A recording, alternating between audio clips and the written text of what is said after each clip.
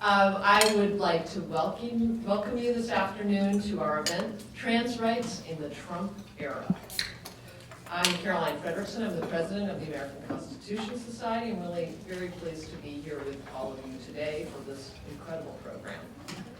I'd first just like to thank our hosts here today, Skadden Arps and Cliff Sloan, who is the chair of the ACS Board of Directors, and Nancy Buckner, who helped make all the arrangements. So they are due a lot of gratitude for that. So, I hope all of you know ACS and love ACS.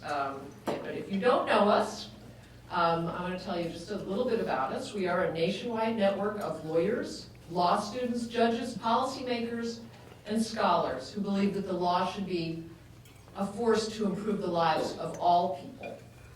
And ACS works for positive change by shaping the debate on vitally important legal and constitutional issues, such as the ones we will be discussing here today. We work through the development and promotion of high-impact ideas to opinion leaders in the media, and by building networks of lawyers, students, judges, and policymakers dedicated to those ideas. And very importantly, by countering the activist, conservative legal movement that has sought to erode our enduring constitutional values. So if you support efforts like those, and you're not yet a member, we very much hope you will join. So our panel today, as I said, is a terrific panel and a very important discussion. As all of you know, I think just a few weeks ago, the Supreme Court vacated and remanded the case of Gavin Grimm, who is a transgender student in Virginia who sought to use the same bathrooms as the other male students use at his school.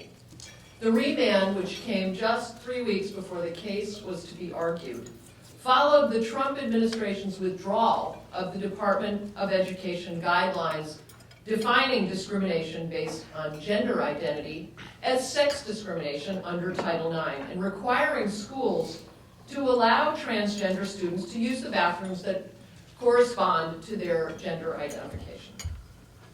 So with the Grimm case off the Supreme Court docket, the lower courts are going to have to determine the meaning of Title IX, and transgender students who are already vulnerable to bullying and harassment might be forced to use segregated bathrooms, or those that don't correspond to their gender identity. So we do have a really an excellent panel of experts to discuss what might come next for transgender students and the community more broadly under this new administration and in the court system. To moderate our discussion today is Mark Joseph Stern. Mark covers LGBTQ issues and legal affairs for Slate. His work has appeared in the Wall Street Journal, The Advocate, National Geographic, and numerous law reviews. In 2015, the National Lesbian and Gay Journalists Association awarded one of his articles first place for excellence in journalism. He's a graduate of Georgetown College and Georgetown Law School. We are thrilled to have him here with us today. So please join me in welcoming Mark and our esteemed panel.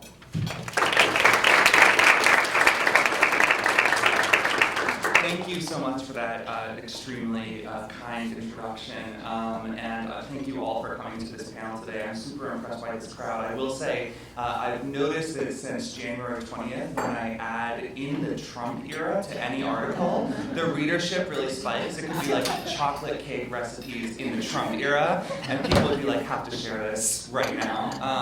But I think regardless, we have a lot to talk about today, and I'm just going to briefly introduce our fabulous panelists with us here, starting with Kylar Broadus, to my left. Kylar joined the staff of the Transgender Education and Legal Defense Fund in January 2017 as senior counsel. He formerly was a tenured professor of business law at Lincoln University in Missouri with over 20 years experience. He served as senior policy counsel at the National LGBTQ Task Force and director of the Transgender Civil Rights Project from 2013 to 2015. He has served on the board of Freedoms for All Americans since 2016. He served on the National Black Justice Coalition Board as board chair from 2007 to 2010. And he founded the Trans People of Color Coalition in 2010, which is a national organization dedicated to the needs of trans people of color. Welcome, Kylar. And I am extremely impressed and intimidated.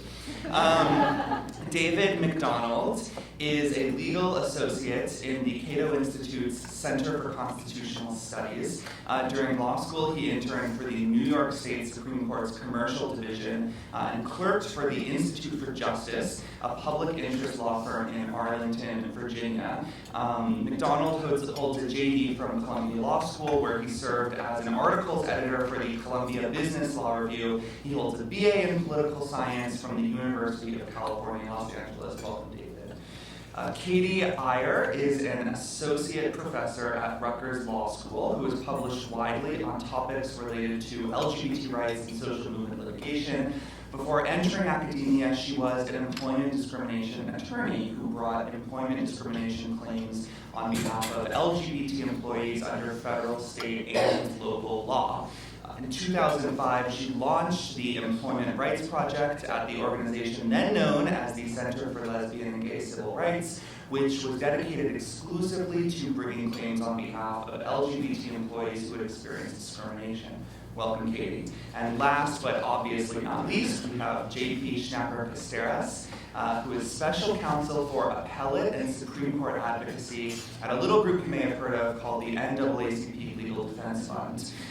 JP has co-authored LDF's briefs in GG and also Obergefell.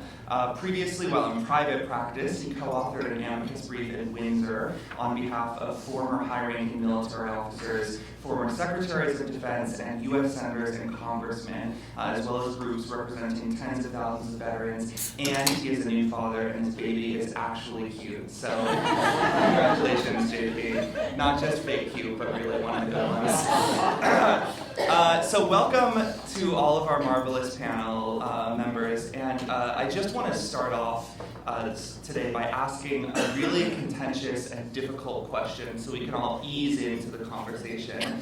And the question that I want to ask is one that I have been screaming into the void for the last 3 weeks, which is, how do you see the GG litigation ending? As we heard before, this was going to be a landmark transgender rights case no matter what. Gavin Grimm is a high school student in Gloucester County, Virginia, who is barred from using the boys' bathroom, even though the state of Virginia recognizes him as a boy.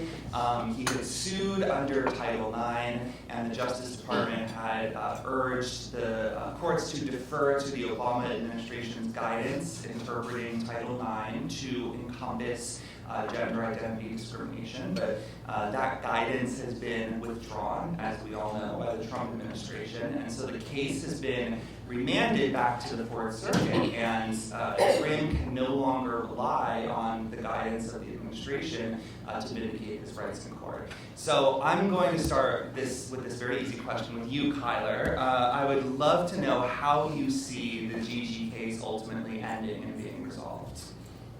Well, I do know that the ACLU is trying to get it be heard again as quickly as possible, hopefully before Gavin graduates. But we know graduation is on us quickly, and they filed a motion to expedite briefing on the matter, which has been opposed by the other side.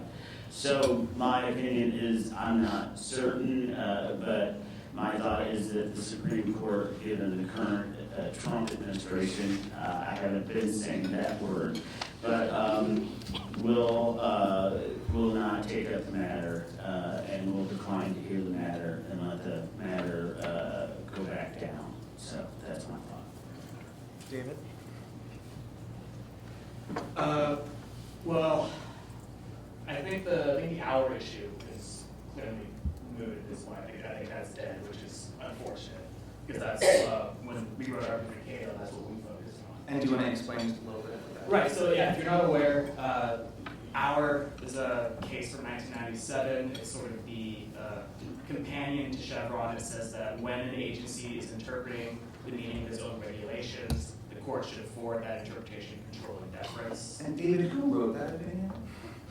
Justice Scalia. Although he did come around later in life.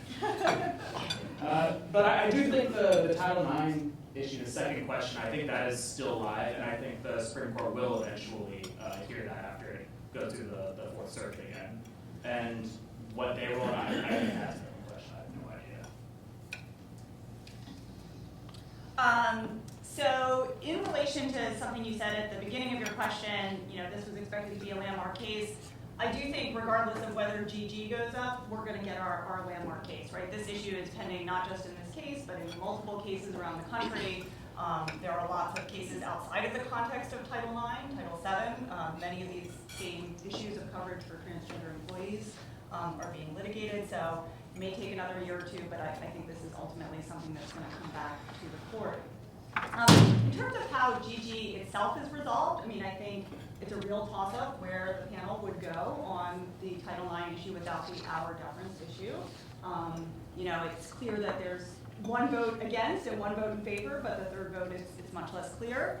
The GG case also has a pending equal protection claim in the case, and there are a number of courts around the country that have found that these types of policies lack even a rational basis, that they really don't have any substantiation behind singling out transgender students for exclusion from restrooms appropriate to their gender identity. So I think there's a bunch of different ways the case could go, but ultimately I think this cluster of issues, whether in this case or another case, is going to come back up to the court. Yeah, I think this issue is going to remain in the circuits for some time. I think the GG case is still going to be regarded in the grand scheme of things as a landmark case. I think there are very strong arguments why this is, under the pure statutory arguments, why this still violates Title IX that I think are ultimately going to win the day. I think the GG case combined with the case that's coming up in the next week or two in the Seventh Circuit is going to continue to build momentum towards that conclusion as courts sort of squarely address the statutory arguments, whether or not they reach the equal protection arguments, although there's a good, very good cause to be made there as well. I also think there's an interaction between, well, even though the Supreme Court didn't hear the case, the outpouring of briefs, that amicus briefs, and I'm not just saying that because I filed an amicus brief, but really, if you look through the list, it's a rather extraordinary list of briefs to and organizations and states, including Virginia, a number of cities and counties, the American Academy of Pediatrics, Apple, all these leading companies, and many others that came out and publicly declared their support and laid out very compelling pure legal arguments in the Supreme Court. I think that has symbolic value, but I think it will also continue to have legal resonance as these issues percolate on remand, and we'll see those briefs refiled, and it will get people's attention. Can you elaborate a little bit on what specific kind of impact you think the outpouring of briefs does have? Because, obviously, every year there are cases. We see this outpouring of briefs. Maybe people in this room almost certainly participate in some of them. But sometimes it can feel, unless you're one of the few who gets cited, like you might be shouting into the void. So I was wondering your theory on why it is important to file all of these. Sure. So I think there are a couple of different reasons. Well, I think it lays out a variety of legal arguments that might not be contained squarely in the merits brief. It lays out a broader historical context. That's what we tried to do in our brief, and I know other people from different vantages tried to do to say, hey, this might seem like a new, unique sort of issue, but let's zoom out and take a different perspective on this. But I think specifically now that it's been sent back to the Fourth Circuit, the circuit courts don't get that many amicus briefs. They get some. In really high-profile cases, they do. But they don't get, dozens, right? And so I think that would certainly catch my attention, and I think we're likely to see a lot of those briefs refiled in a different form, and you got a lot of press coverage in and of itself. So I think it has those sort of 2 or 3 different values. Kylar and Katie, both of you mentioned earlier about how this really goes beyond Title IX. And before we sink further into the Title IX issue specifically, I was hoping you could just discuss a little, and I'll start with Kylar, but Katie, you should definitely jump in, and anyone. The theory that sex discrimination itself can encompass something like gender identity discrimination, anti-trans discrimination, and if you're feeling ambitious, anti-gay discrimination. Could you just talk a little bit about that theory and how it sort of developed? Well, I'll start and then let the professional finish down there, Katie. Yeah, there's been this rubric of cases, and which I feel personally attached to and I say that because I filed one for myself. And it started with Price Waterhouse's sex stereotyping case in 1989, which I used for myself, and I was released from my employer for looking just like this, and dressing like this every day, and then said, oh, well, I'm just going to legally change my name to correspond, and then they flipped out, and I was like, well, there was no secret. So, and then it has catapulted into to we use now in litigation and policy, and the EEOC has affirmed, thank goodness, in the Obama era, due to his appointees on the commission, I just have to say, that sex stereotyping covers trans and actually all the LGBT umbrella people. And so that is now being used to also argue for bathroom cases. And the EEOC came out last year and clarified and said, yes, we also mean this protects people in bathrooms at work. Because I used to handle cases in bathrooms where people were getting denied and overturned and having to go to the corner gas station to use the bathroom, but were allowed at work, but couldn't go to the restroom at work, that were just like me and dressed like me every day just because they were trans. And until then, we had nothing clear that gave us a hat to hang on with that argument. So Title VII has been clear, is giving us a clearer roadmap for that to say, yes, it protects us. And also, I know you didn't ask me to, but and she could go further into the second part of that question. Katie, who I do know, by the way, I don't know why I put her name tag, but is the other things that I think the arguments that John Paul, I'm sorry, I am learning his name, do come up with equal protection. I think we'll see some under the ADA that are going to come up, and I think there was a case filed that is settled at the circuit court with the trans youth that had a disability, and it was a gender identity case, and they wrote a great opinion in the Sixth Circuit on that case, and it was an Ohio case. And the court there, the school wanted to stay. The court said, no, we rule in favor of this young transgender girl to go to the restroom. And the school district immediately filed for a stay. And the court said, we're not going to issue a stay because to issue a stay would maintain the status quo. And they used some reverse logic a little bit from the Grimm case. And said, well, that because the dissenting judge who gives a scathing dissent about not following higher court precedent says, well, don't we want courts to follow us, et cetera, et cetera. But the point being is that they laid out very well of why trans children should be protected. It's number one, it's clear she's a girl, number two, and these sorts of things, but it's maintaining the status quo. She had 6 weeks of using the bathroom. It changed her behavior. It helped her, and it was a good thing. So we're not going to stay this decision. So, figure it out from this point on. So I think that we'll see more equal protection claims that will be very successful. I think we'll see ADA used. And there was another thought I had, but I'm going to pass it over to Katie because I don't want to waste airtime. Thanks, Kylar. So just to elaborate a little bit on what Kylar said about the rationale for including gender identity discrimination within sex discrimination, then I'll spend a little bit of time on the sexual orientation issue. So Price Waterhouse, for those of you who don't know, was a case involving a woman who was going on for a partnership at Price Waterhouse, and there was all sorts of evidence that she was denied partnership in part because she was perceived as insufficiently feminine. So she was told actually by an ally, look, your partnership is on hold for next year. In the meantime, walk more femininely, talk more femininely, wear makeup, wear jewelry, and we can get this through on your behalf.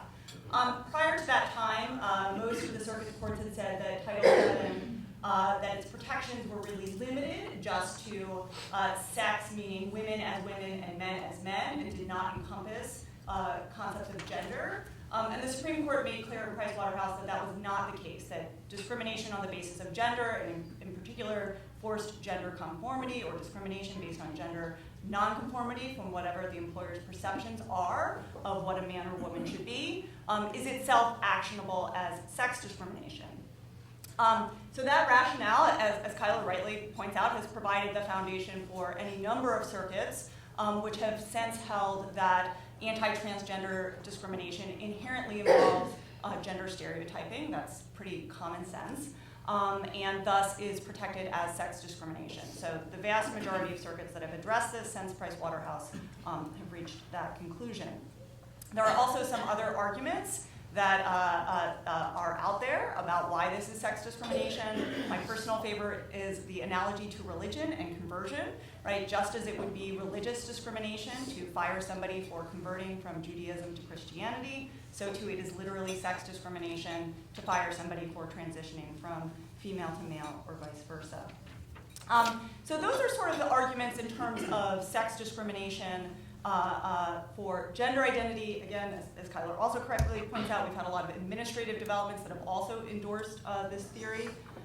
Sexual orientation, there has been much more mixed case law.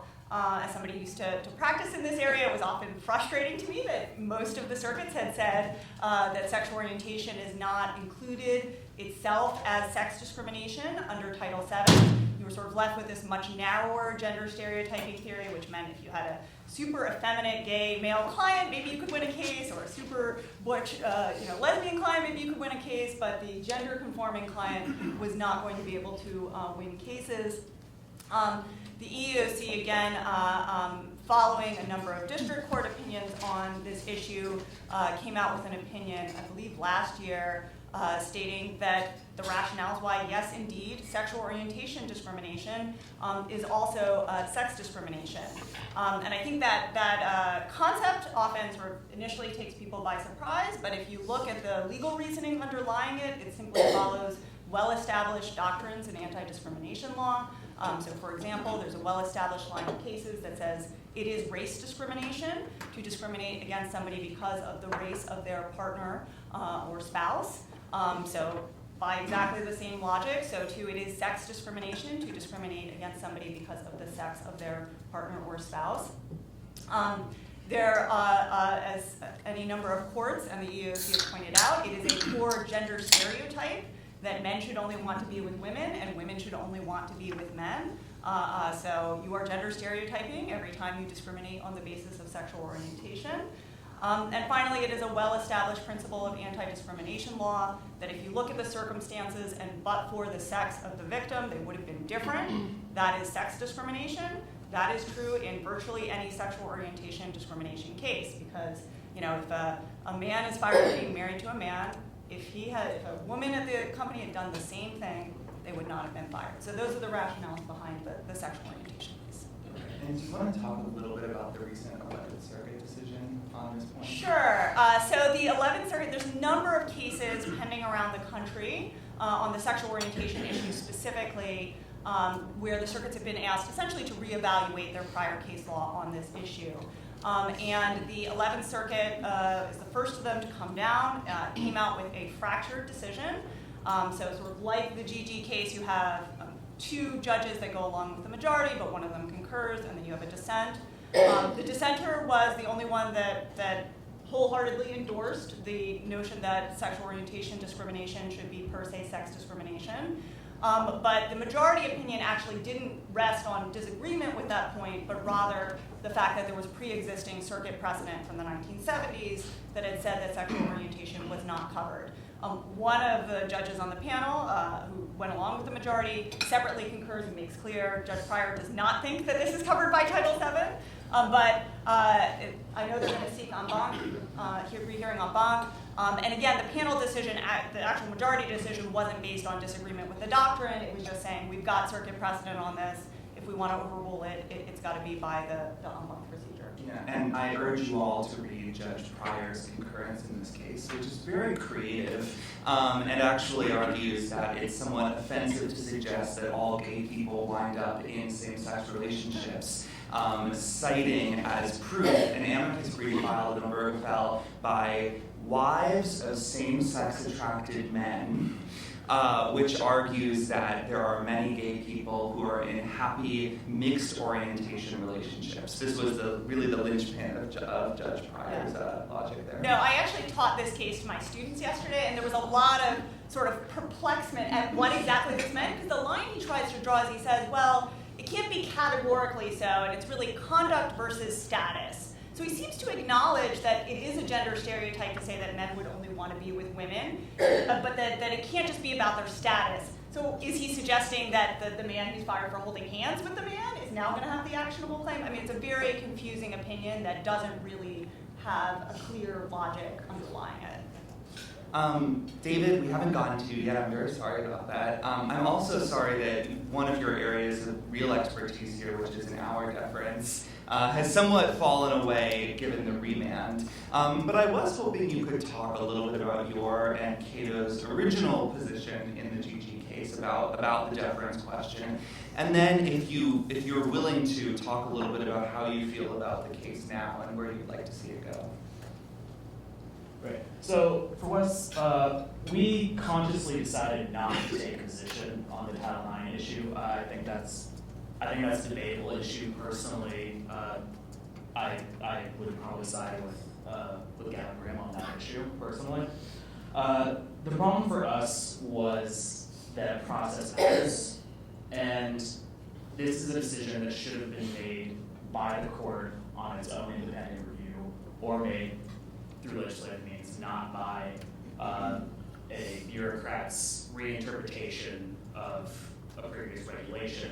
Our problem with that is that brings you into due process concerns where there's no notice of comment, there's no argument, it doesn't even have to be publicly promulgated. So you end up with situations where people who are subject to these new laws were never given the opportunity to receive notice that the laws exist. There are also issues with the separation of powers, I think, where you have the agency determining the scope of its own authority, which is authority Congress doesn't even have. So those were the concerns that we brought to the table, especially in the Gloucester case. As far as whether the school board's policy or HB2 is itself a violation of Title IX or the 14th Amendment, that I think is a much more difficult question. I think there are good arguments on both sides. Again, I would probably say that since the government hasn't really presented any sort of factual evidence for the concerns that they have, and as a good libertarian who hates regulations that don't have a strong basis in evidentiary fact, I would say I would actually strike down those laws, and I think that's a highly possible situation in the future. And I just want to speak to that as somebody that helped craft those and work on the regulations that were put up by the agency and put there, and where it had input from there over, and God, I wish I could remember, and I don't remember the number, but I don't know how many hundreds of thousands of school children that are trans already, that school systems already have the policy out there that protect trans children and still are maintaining that policy. But the point that I was going to make to bounce off of David's point is that I would totally agree that there was a period that this information that had a notice and comment period, that the information was gathered from all these school districts and school policy that are out there, that this administration hasn't even vetted, that makes a decision, and so then there's no separation between the branches of government. So they have no knowledge of even what this policy is about, and yet this agency went through all this due diligence to comb all this information to put it there, and then the guidance is taken away, and then people then therefore believe the law is not there, and as John Paul said earlier, Title IX still is in force and play, and so people then are just totally confused.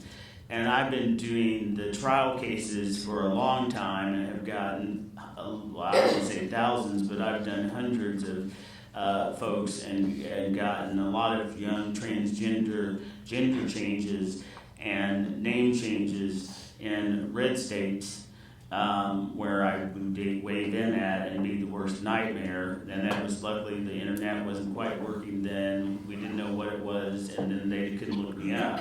And then when they started looking me up, then it was a problem. But yeah, my last one, when I came here to do policy work was in 2013 in one of the most horriblest places ever. And I've worked in this type of environment, so it amazes me that there was just no thought at all put into this when there was such thought put into these guidelines that, as you know, or I hope you know, impact children's lives every day. And I can speak, and I'm going to out myself. I think I already did once. If you didn't get it, then I'm a transgender person. I am a transgender man. And I remember going to school every day, and it was just in the midst of Title IX coming out, and I hated having sex-segregated gym and restrooms and would sneak through school because everybody thought I was a boy. But then I had to go to girls' gym, and then I had to do all that stuff that just totally, I lived in another world. And that does perfect your performance. And if kids can't come, it's just like if you can't bring your full self to work every day, you can't bring your full self to school every day. So I'm going to also self-disclose that then I was put in special education because, I had the double whammy.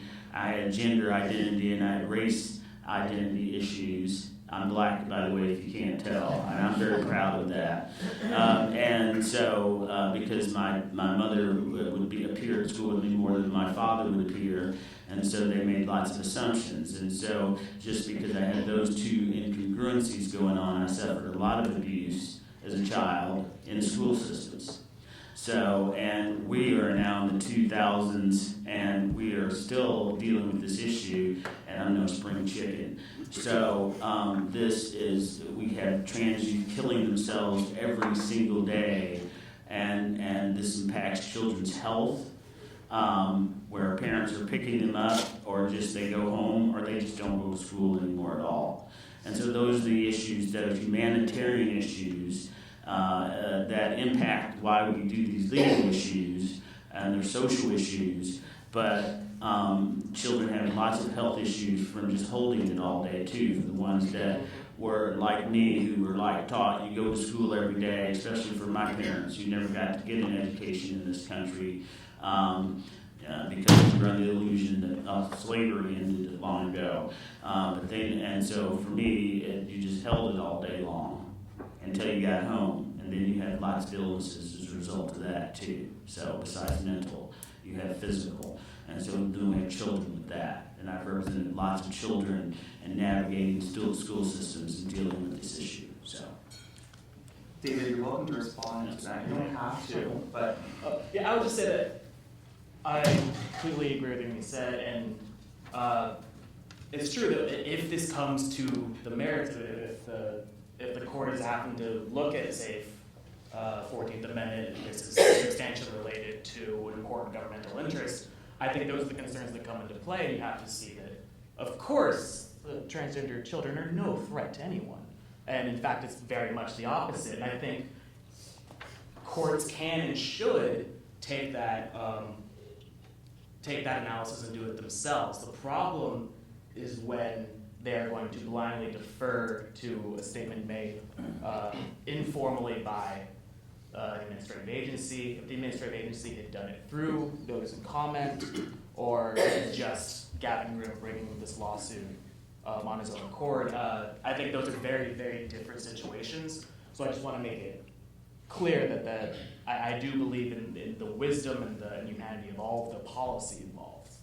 But I'm just concerned about maybe not necessarily in this case as much, but in the way that our deference has been used in other contexts.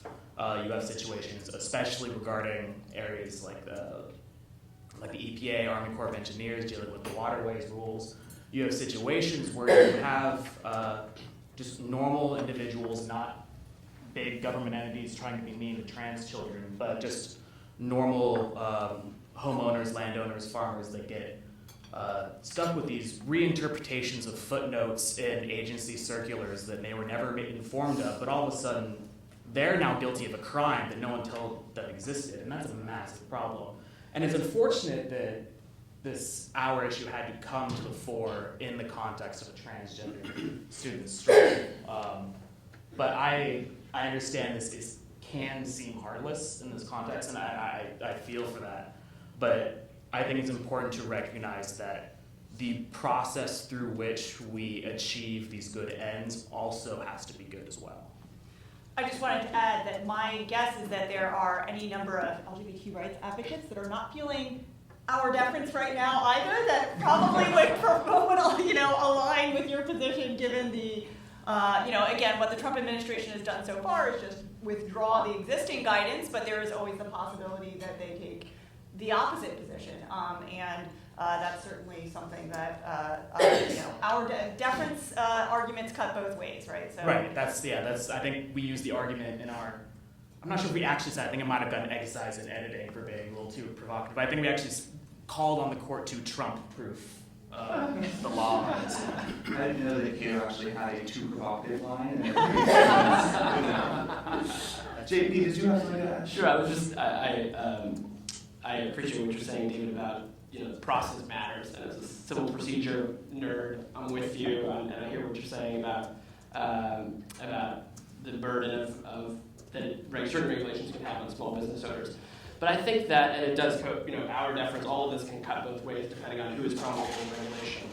I would just add, though, just as the process of putting out this letter matters, so does the process in pulling it back.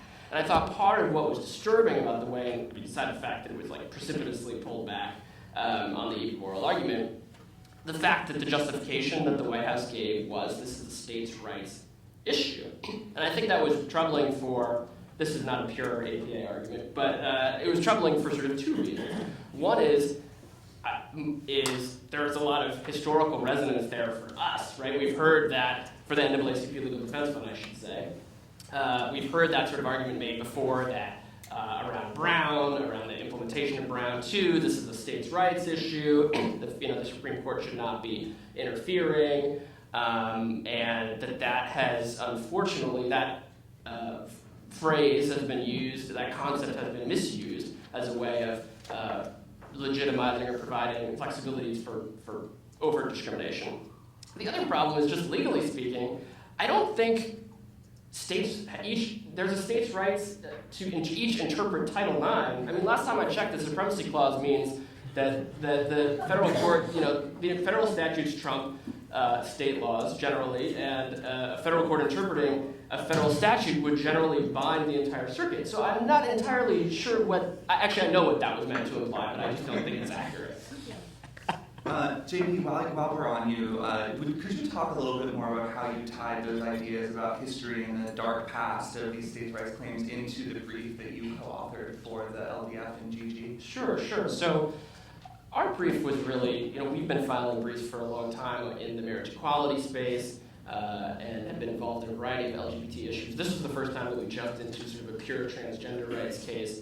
And part of why we felt compelled to do it was because of the history here, and the ways that history is at risk of repeating itself.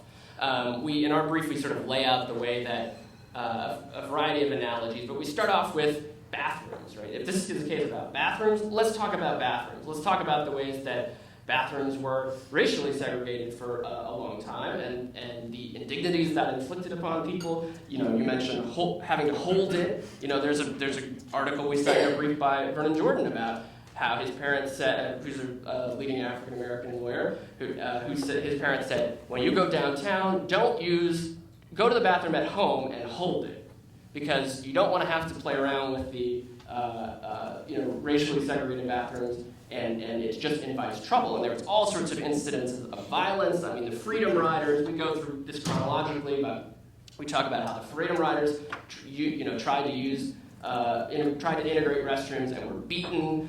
We talk about how SNCC organizers were killed for using white restrooms, right? There's a lot of history here. This is not, the misuse and the stoking of fears around bathrooms is not a new issue. And the idea, as the school here suggests, that, oh, well, Gavin Grimm can just go use a separate bathroom. When you look at it in the historical context, it's very problematic.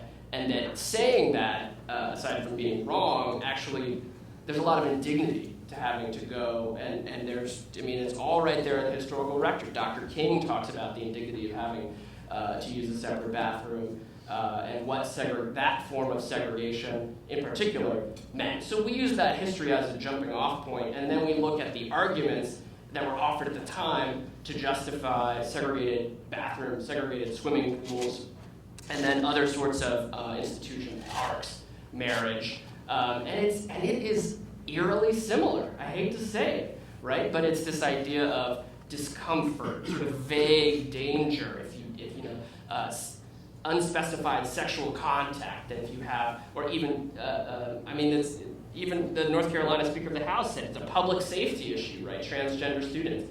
How? Not entirely clear, but this insinuation that there's going to be some sort of inappropriate sexual contact or even predation that goes on in the bathroom.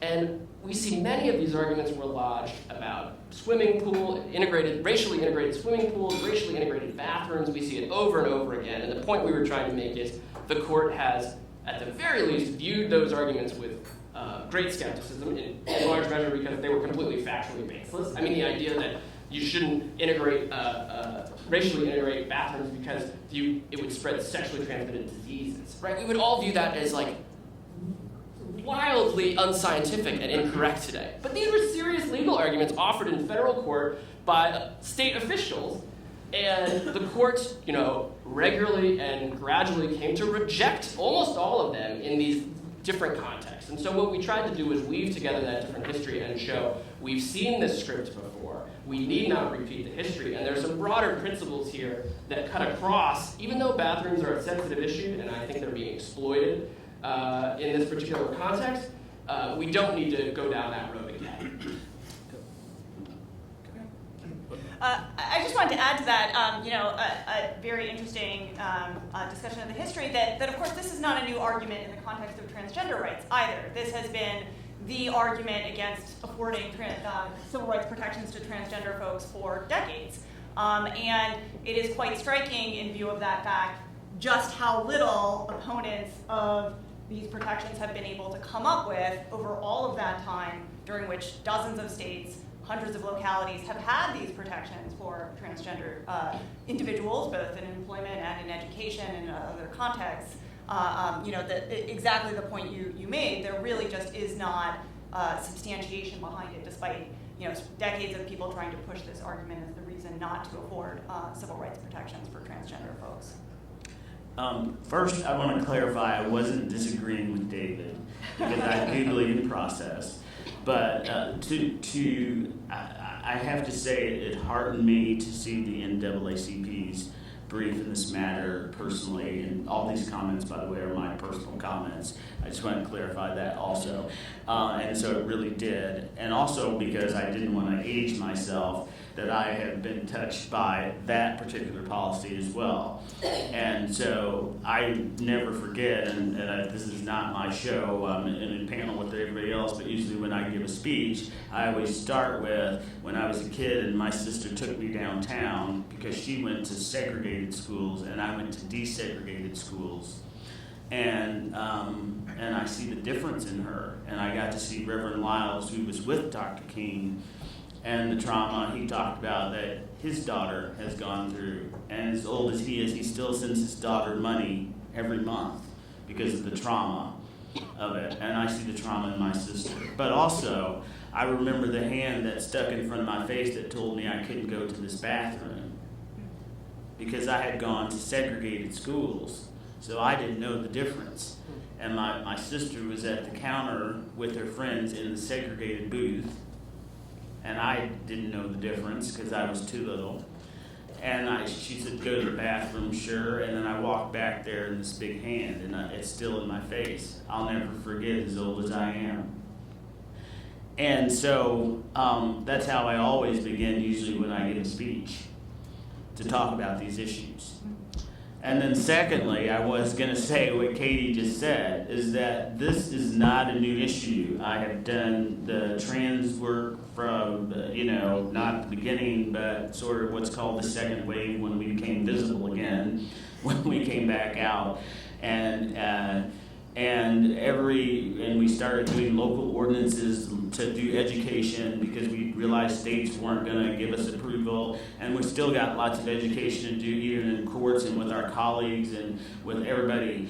But the point is this is the issue every time. It's always they always forget about me, and they always think about the other side, the converse of me, which is the male transitioning to a female, and then it's always the man in the dress. So no matter whether I'm called in to give testimony at a city council argument, and you can hear my accent, so you know I'm not from a coast. And if I'm called to Boston to get, which is where we started these small little ordinances that popped up across the country, so we could build. That's the arguments continue to be given testimony before the U.S. Senate in 2012 on behalf of the Employment Non-Discrimination Act. And that also was the boogie person, again a racist slur, behind the curtain. It's always the bathroom issue with trans people. There's never anything new. There's never anything different. Whatever issue I'm called in to deal with around trans issues always falls back on bathrooms. So that's what gives me pause in some moments to push this through, given the era we're in.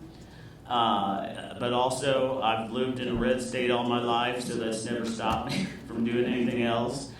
And, I've jaunted here and there, and I stayed in different places, but, Missouri's always home to me. I'm just told red state, but it's still home. And you got to make changes because people can't live in these conditions. So anyway, I just wanted to give those 2 points and echo that. Katie is exactly right. No matter what the issue is, it always, for trans people, falls back to bathrooms.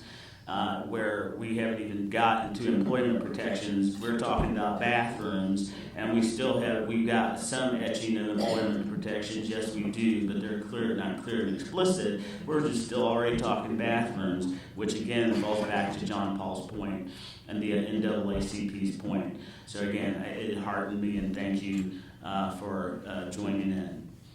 Thank you, Kylar. I'd like to shift gears just a little bit, and I do want to get to employment discrimination more. Before we do, I did have a question for David, but I've really been itching to ask you. You mentioned that as a libertarian, you see serious equal protection problems with anti-trans discrimination by state actors, regardless of deference or whatever. I was wondering if you think there's a chance that the libertarian legal advocacy community could ultimately become as involved in this issue as it became in marriage equality. I was so impressed by the way that groups like Cato came forward when marriage equality was on the table and put forward these very forceful arguments in favor of equal marriage, equal protection clause arguments. I thought really powerful, historical, just beautiful arguments that ultimately partly carried the day, and many lower courts did seem to carry the day. I think there were a lot of conservative-leaning judges who were very taken by that analysis. And yet, I think heretofore, most groups like Cato have been pretty quiet on transgender rights. Like you said, you filed a brief in support of neither party, which is fine, and you had a specific issue you were focusing on. But do you see the libertarian community moving forward and getting to a point on transgender rights that it got to on gay rights and specifically marriage equality? I'd certainly like to. I think that's definitely a place where we have tended to fall short. I think there is a common problem among libertarians is that you have to love liberty more than you hate the left. Which I think is why when you see greater than what I would hope for support for Donald Trump among some libertarian circles, is you get this idea that this sort of tribal mentality is that because we go to college and everyone on college hates us, so we decide whoever hates them must be on our side, which is incorrect. And I didn't hate the libertarians in college, by the way. I was very kind to them. But yeah, I think it's something where we can and should work more than we have, especially because it dovetails into so many other issues that are important to us, where we're trying to make arguments about like economic regulations requiring some sort of actual evidence for this going in. You can't just take the government's word at it. If you want to say something is within your authority, you have to give a reason why. You have to say, if you want to say there's a rational basis for this, you have to explain why it's not just pure protectionism, whatever the issue is. I think it's disingenuous when we don't also make that argument in this context where you see the 14th Amendment is, is protecting people, the equal protection of the laws, and I think there's a very strong argument for transgender rights to come under sex discrimination, and when you see these arguments, they fall apart immediately. These sort of, I don't want to call them pretextual off the bat, but possibly pretextual arguments about transgender people being dangerous, being predators, being sexual deviants that are going to harm the nation's youth. But no one ever shows any evidence for that. And I think that's why it's so important that these issues get discussed as they open court, because just going from my own experience, when the Perry gay marriage case in California was getting decided in the California Supreme Court, I was a snot-nosed college Republican at the time. And the big thing that made me switch on that issue is when you see pages upon pages upon pages of every single argument against marriage equality falling apart under the weakest scrutiny. And I think there's real value in showing people that a lot of these ideas don't have merit if you stick up to them. And that's why I think it's so important that this is done in the most public way possible, rather than situations where it's easier to have the agency push this thing forward. I think that tends to breed resentment and misunderstanding versus, no, the Supreme Court's going to have hearings on this, or there's going to be legislative hearings. I think that's a great value that tends to be missed sometimes. JP, did you have something to add to that? I was just going to say something, sorry, I keep on restraining myself. But I really actually appreciate a lot of what you just said, and including about the risk of pretext. And I think there is a serious risk of pretext here. I don't want to presume to make libertarian arguments for Cato, but I think there's also, in addition to the pretext aspect of I should add that these are my own views. I'm not necessarily speaking for Cato. Totally fair. But I think there's also their liberty interest of the student, too, right? They're the sort of, this is all fake criticism of the government, but there are affirmative arguments on behalf of the student to be able to go about school, and just as I think there is at some level liberty interest of individuals to be able to navigate society without facing state-sanctioned discrimination. So I think that's the other side of the coin there. Yeah, I mean, anytime the state is trying to restrict the liberty of an individual, they better have a damn good reason. Yeah. And so far, I've yet to see one in this context. Yeah. There isn't. Katie, did you have anything is there anything to add to that? I'm not sure. I would say that is perfectly put. I have almost nothing to add to that, except to say that I, it's interesting. I actually work a lot on rational basis review, and I think this is one place where the left and the right sort of join, especially libertarian right, is that there ought to be reasons for the things that the government does, and that not looking at those reasons, really taking seriously the super deferential version of rational basis review has all sorts of negative consequences.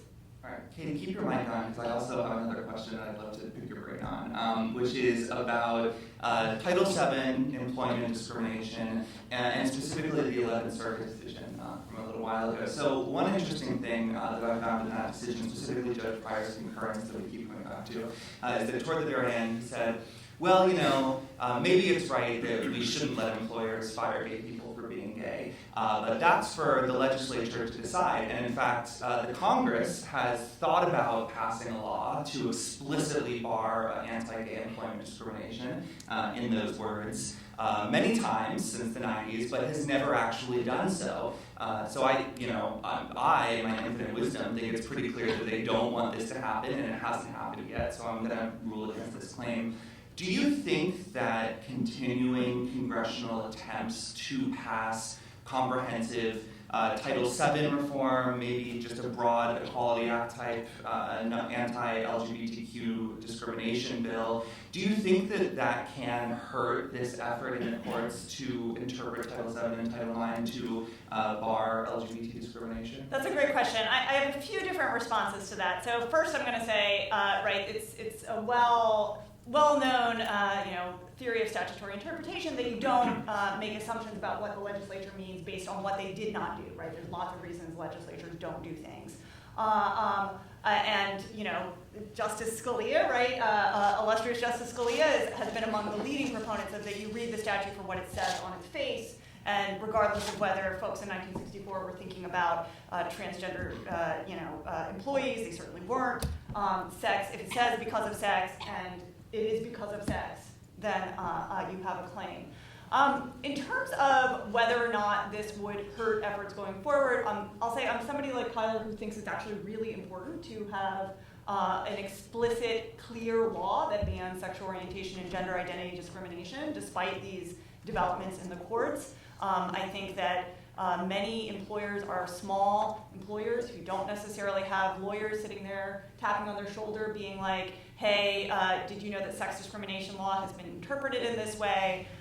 What's really going to deter employers, schools, etc., from engaging in this type of discrimination and allow people to live their lives in the way that they have the right to is to have a clear, explicit statement in the law. Because nobody wants a lawsuit, right? They want not to be discriminated against.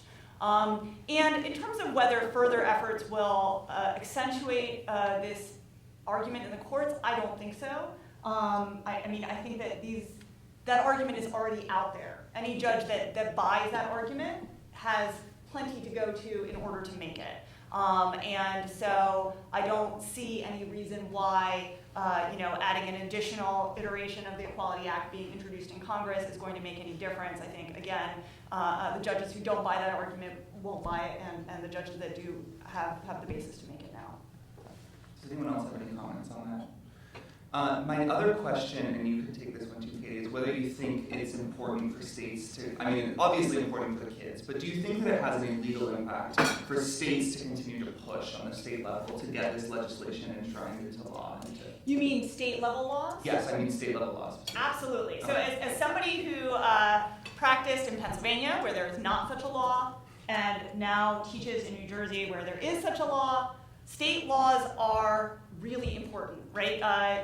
Again, there's been some really positive developments under federal law, but they don't have the same impact that having clear, explicit protections in the law do. States that have enacted those types of laws, they really do have an impact on what employers and schools do. So I think absolutely in the meantime, there's every reason to continue to pursue those types of laws. That effort has sort of stalled out to some extent. It's been a couple years since we've seen a new statute, and I think that's a really, and even local laws, as Kylar was suggesting. Pennsylvania, we couldn't get a state law. We've got probably 30 localities that have enacted LGBT protections. So there's lots of ways to go, and all of them are important. Well, and I helped to get some of those, because that's how we started, and then moved to build up to get statewide, and we can't get the state of Pennsylvania, which is amazing. But it's great to hear that. And I had a comment in regard to that, and I lost it that quick replying to that. Okay, JP has one too. JP, and then I'll remember mine. Okay, sounds good. Thank you.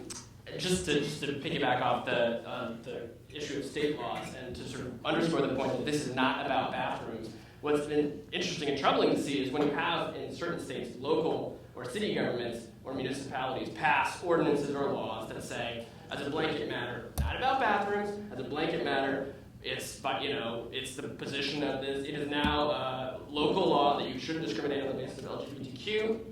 You have state governments, often there is a partisan element here, but you have state legislatures then all of a sudden pass state laws or even constitutional amendments that say, actually cities or municipalities can't pass those laws at all. We're going to totally sort of divest you of the power to do that. So one, this isn't about bathrooms. Two, I think that raises other constitutional problems at the state level, political process doctrine, but I think it just underscores the lengths to which some states are willing to go to not only not speak of this, but strip localities of the ability to address these problems more broadly. And thank you, JP, because you gave me a jogger. Is that, yeah, I agree with that, and that's what we've seen this backlash in the last 2 years happening with after Hobby Lobby and then marriage. This whole backlash of all these anti-LGBT local legislative laws on the policy level that were erupting around the country. You know, we had this great spin for a long time of getting local trans ordinances passed and municipalities and even in big municipalities. And then we ran into a wall, and several panelists have alluded to HB2 in North Carolina, but even before that, we always had success once we had figured out a strategy, but there are a lot more players in the game, and the composition changes. But one of the largest municipalities in the country, Houston, didn't have protection, and it has a gay mayor, Lise Parker, and they implemented the law, and then the referendum took place to take that away. And even now, they just redid and had more speakers in favor of it, but still the council voted against it. And so we've seen this, and it's actually been 3 years because I left policy just a little bit ago, so there was a gap before I went to TELDEF. And we've been seeing this rise in that, and it's sort of as a backlash. It's like, well, it seems like you got yours, including us trans people with gay marriage. And so there seems to be a backlash then on we're not going to give anybody anything. And so after the reaffirmation of marriages between a man and a woman that states spent tons of money in, even though it was already a law, then we see tons and tons of all these little bills pop up everywhere, even in local little municipalities. Once one figures out how to do it, the others do. And then we saw our biggest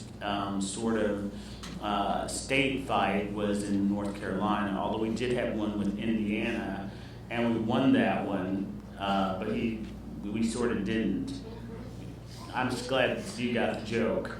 Yeah, you got the joke. But the governor at the time, Mr. Pence, had signed the law into being, and it was anti-LGBT, and he walked it back because of the immense pressure of corporate America and the work of the gay orgs and activists had done. But then we hit a wall in North Carolina, which was really amazing that we had hit that wall. And in my opinion, it's a lot to do with backlash and people thinking that some people got more at a time when other people didn't. And it's just because I was working in policy, in the policy arena, and hearing lots of this from lots of constituents and lots of people, the political arena. And and then of course now we're not in a good place or in a good administration right at this current moment. We don't know what will happen tonight or tomorrow. But again, thank you for laughing. I heard you. But seriously, that has caused problems with that. So I'm just agreeing with Katie that the overall state laws in places that do have the protections are helpful. It's just restful to hang your hat on when you are in a state that is not volatile or is volatile. And then you have these little alcoves out there that they're solid protections, but you have to sleep with your shotgun every night. So thank you, Kylar. On that note, we have a little less than 30 minutes left, and we're going to turn to audience Q&A. And we have a microphone going around, and so please just raise your hand. I see someone in the third row in blue. It's right there. Thank you. And feel free to ask your question broadly, and we can pick someone to take it, or direct it toward a particular person. All right, I'm just going to. Is this on? It doesn't sound on to me. I have microphone privilege.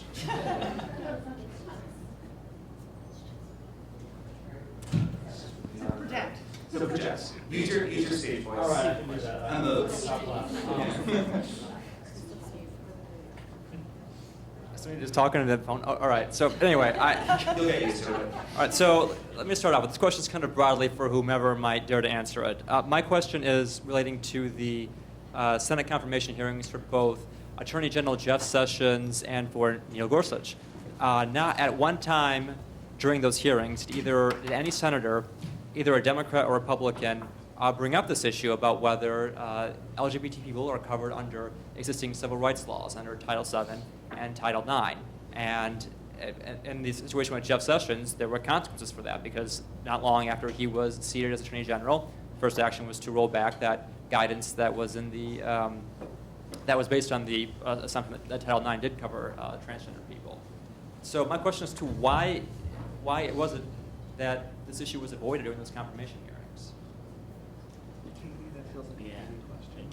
I'll say I have no actual knowledge of that. If I had to speculate, I'd say because transgender rights issues are still more, gay marriage, right? Any Democrat can embrace that now. I would say that transgender rights issues are probably still more controversial, but I have no actual knowledge of why those questions weren't asked.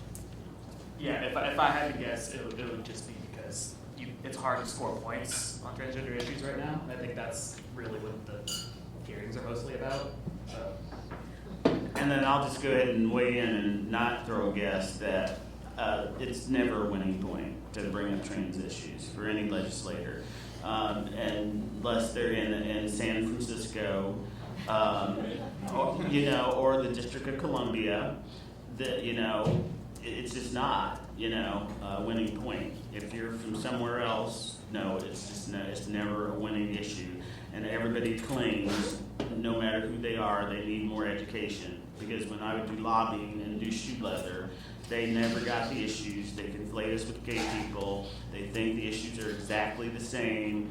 And I would go in and I would say, of course, because nobody assumes I'm trans, because I've had this privilege of blending all my life. So I walk in and then they just assume, oh, well, whatever. And then I explain the issues to them and they're like, oh. So it's a lot of, even though there's information everywhere, it amazes me how people miss this information and claim to need more education.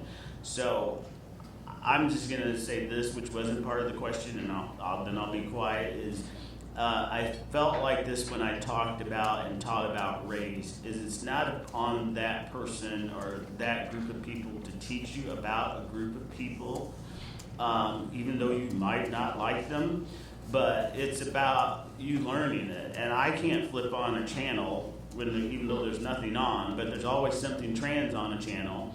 On the TV and the radio, and there are tons of books out now. And when I started this movement, or in this movement, there was hardly anything to be found. So that's my answer. I just want to add, I think that's a terrific question, and I think one thing that we should be looking out for that will be very interesting is how the DOJ under Sessions disentangles itself from a lot of this civil rights litigation over LGBT rights that the Obama administration, the DOJ under the Obama administration had engaged in. And for instance, the HB2 fight, that was Vanita Gupta, head of civil rights division, that was Loretta Lynch, that was Barack Obama, bringing the force of the federal government down to North Carolina and saying, we think this is illegal, we believe that Title VII and Title IX say this. And now there's going to be, the Justice Department is trapped in a procedural morass that it will have to disentangle itself from, because it's in these cases, it's a very active partner on the side of transgender individuals. And so I think it'll be really interesting to see how Sessions and the DOJ handles that without looking just utterly callous. I think the related question is, if DOJ changes their position in any of these cases, do they simply withdraw, or do they advance the affirmative argument that, in this context, for example, trans rights are not covered by Title IX? There's an important difference there. I'm not quite sure. I mean, President Trump has said marriage is the law of the land, and so I'm not quite sure. For example, I don't think in that context they could go around. Maybe they'll try, but trying to affirmatively overturn that. But it's hard for me to see why they would advance an affirmative argument trying to roll this back as opposed to just pulling back altogether. Although that's still problematic. I just wanted to add that this is, this happened during the Reagan era, right? There were all sorts of cases that have been brought by the Civil Rights Division, particularly in the race context, where the Justice Department switched sides. So they didn't just withdraw, they affirmatively switched sides. And I would expect that there's at least some issues on which we're going to see that in the Trump administration as well. Next question. Yes, in the back.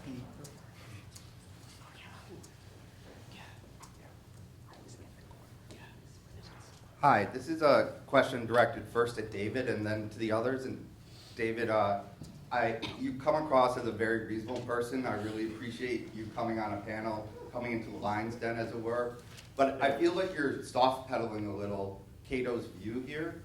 I mean, you said it was regrettable that this had to come up in a transgender case, but Cato actually supported the petition for cert. And in that petition, I pulled a quote. It said that the transgender guidance shows no regard for any of the various legitimate concerns individuals have raised about transgender restroom and locker room access. And then it went on to say that the guidance stands in direct opposition to the expressed will of Congress.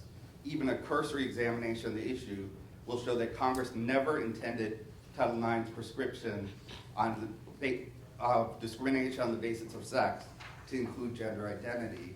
And you didn't support neither side at the merit stage. You supported the petitioners, not you, your boss, the Cato Institute.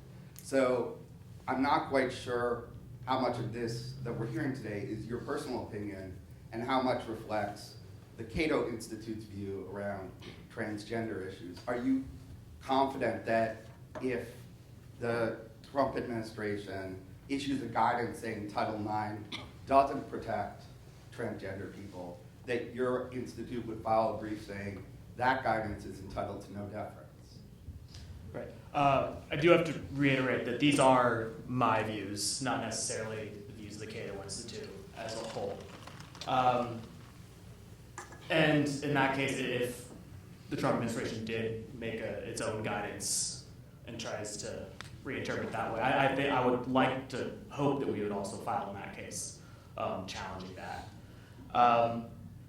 About whether the sort of legitimate or not concerns, I think the important thing to recognize is those are concerns that people have. Whether those turn out to have actual merits to them, I think I'm skeptical.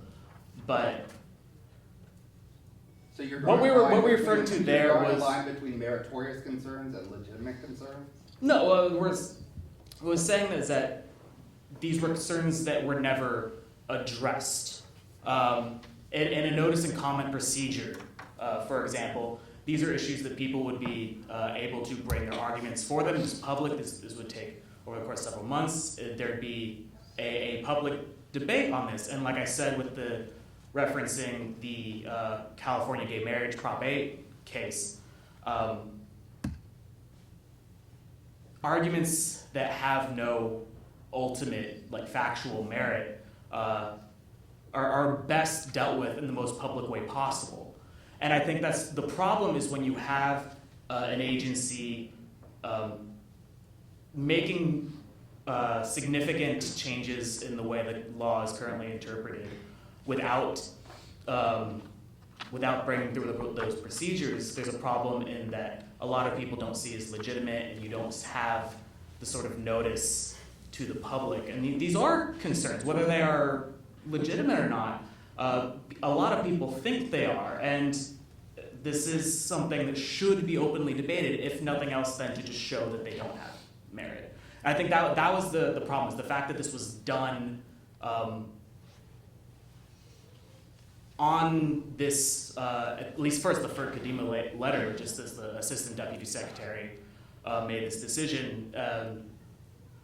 That I think there's a problem with, the fact that nothing was ever considered. I think that kind of, you lose some of the legitimacy of an agency action when they're making decisions without consulting the people or the courts in any shape or form. I'm sorry if that answered your question. Anybody else have anything on that? All right, next question. Yes, in the back.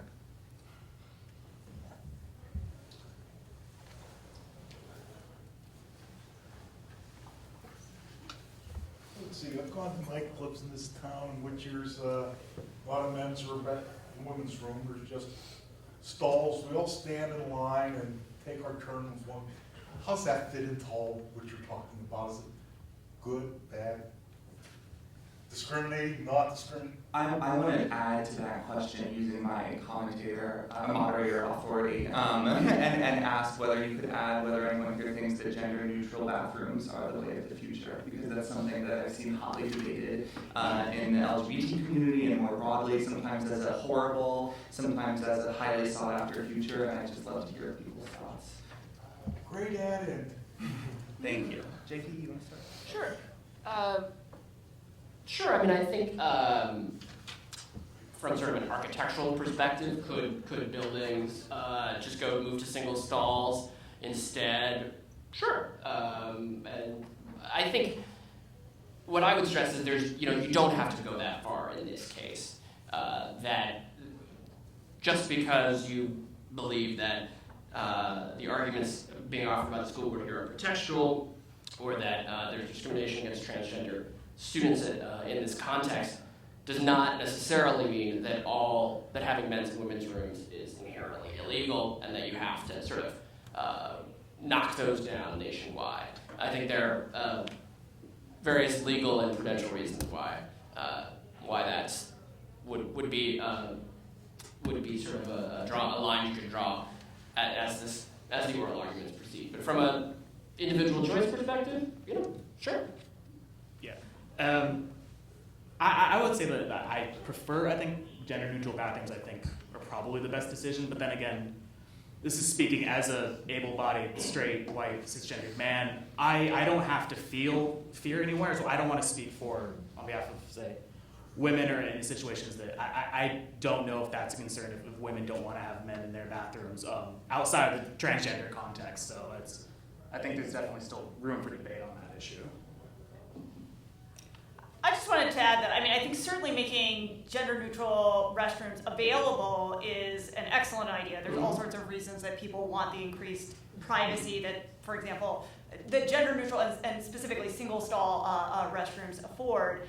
I completely agree with JP that there are deep cultural obstacles to having an entirely gender-neutral bathroom system. I don't think any court in the land would order that. But whether, as a practical matter, encouraging, current development of restrooms to follow along those lines and provide that alternative, I think that's a good thing.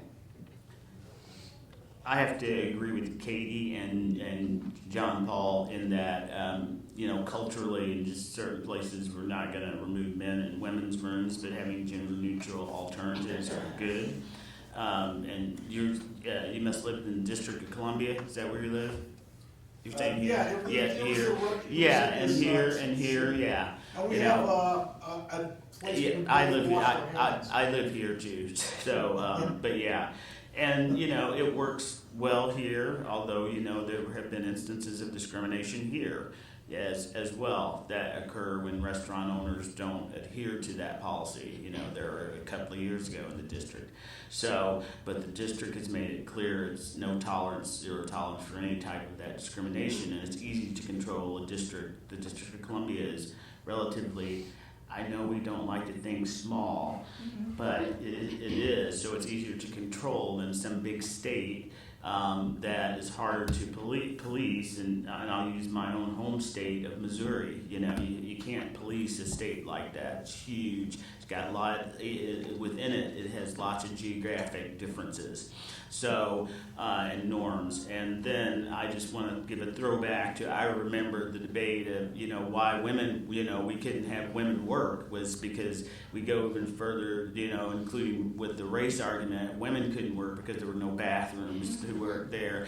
And then they couldn't go out because there were no bathrooms to use because there were just men's rooms. So, and then in the 70s, that was the argument. It's like, oh, well, if we're going to make women equal, then the money it's going to cost us about bathrooms and da-da-da. So I think we just avoid all of that, and it's sort of like what we did when we got our minds wrapped a little bit around disability, and going to Katie's point is making gender, not necessarily neutral bathrooms, but middle-of-the-road bathrooms that are accessible, like those low curb bumps, and I actually picked this up from somebody else, that we put in for wheelchairs actually are beneficial for everybody.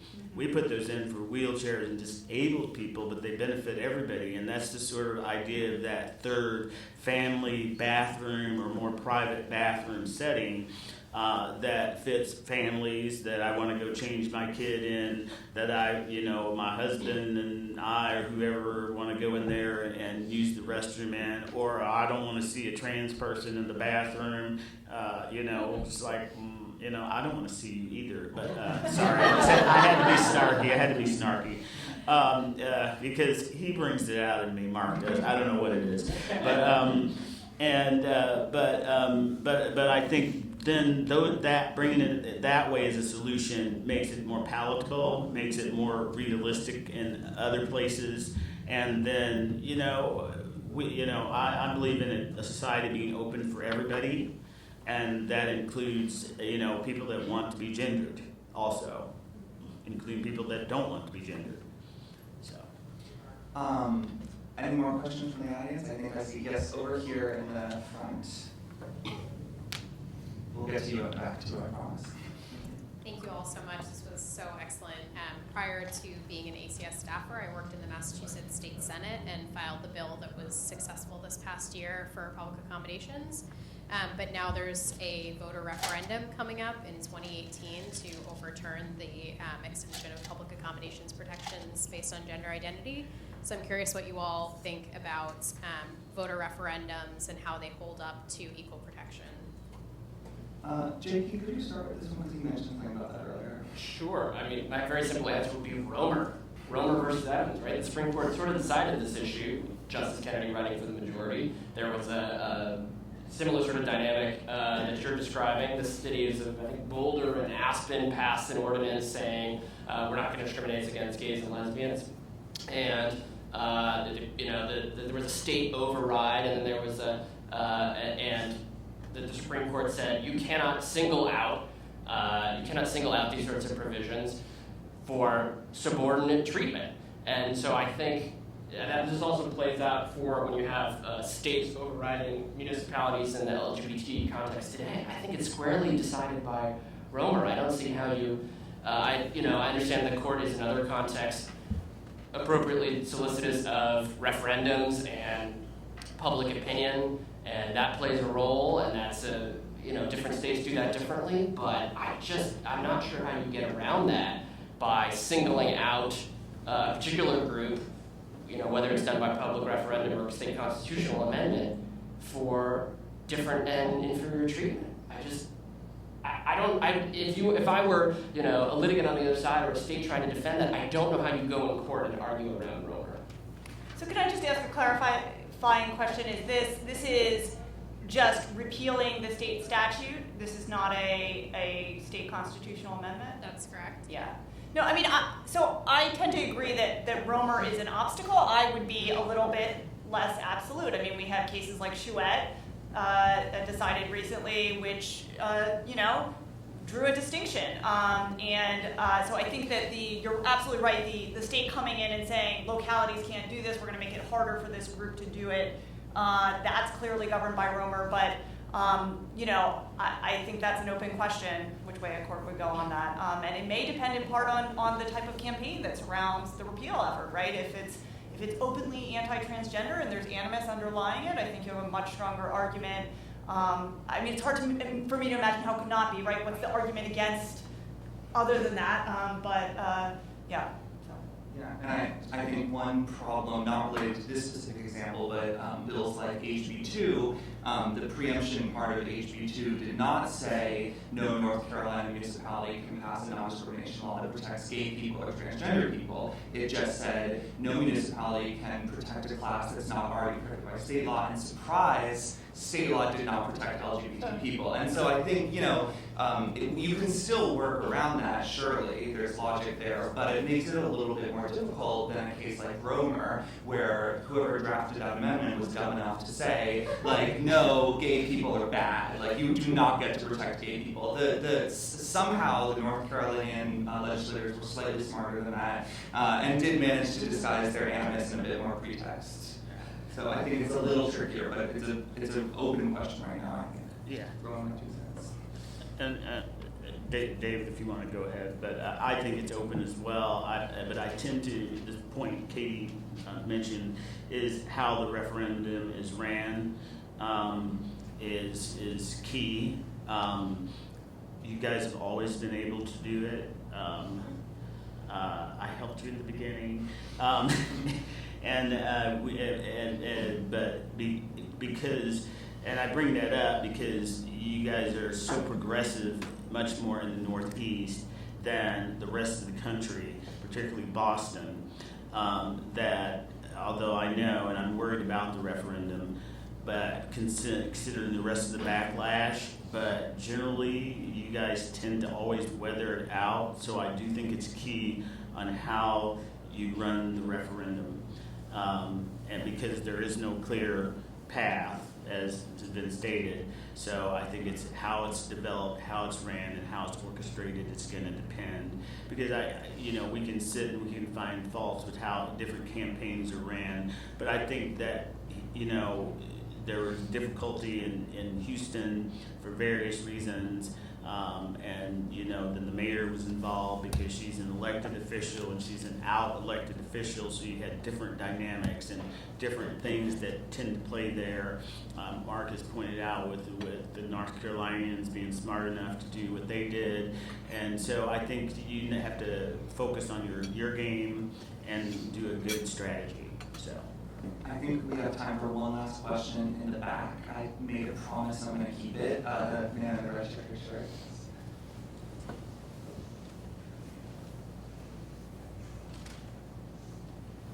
Yeah, I was going to say on that point, actually, when you're talking about these state laws, I think the problem, particularly when you're trying to pass local ordinances ordinances at the local level that prohibit discrimination, is you run into a foul of what often are like the Dillon rule, and these state laws that explicitly prohibit what HB2 puts into effect in North Carolina, because North Carolina was not originally a Dillon rule state.